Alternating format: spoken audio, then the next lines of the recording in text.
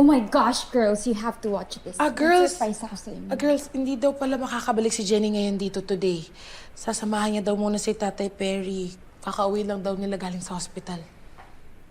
Te, hanggang kailan siya doon? Actually, ang last na niya to. Nakakailang stay out na din kasi siya eh. Hindi na siya mapapagbigyan ng Astra M.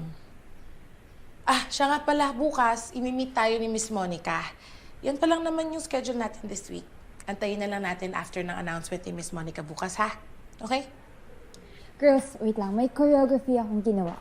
This is really good. You have to watch it. naman si Bossing, no? Alam niyo ba kung ano yung latest kay Bossing Perry? Not yet.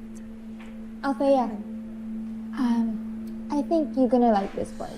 Ito na nga, dahil sa brain trauma, kung dati naapektuhan lang yung pandinig ni Bossing, ngayon wala na talaga siyang marinig. Bingi talaga si Bossing Perry. Totally deaf?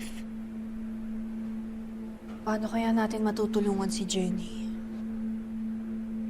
Jenny! Puro na lang kayo, Jenny! Yung problema mo.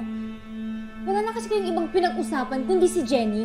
Tatay ni Jenny, nanay ni Jenny, problema ni Jenny. May ibang tao dito, oh. Hindi lang si Jenny may problema. May problema ka rin. Ang problema sa'yo, maldita ka pa rin. Girls, ano ba? Stop it! Subukan mo! Sige! Girls, ano ba? Tama na yan! Usapan niyo naman yan ng maayos. Kaya na naman kayo eh. No! Go lang.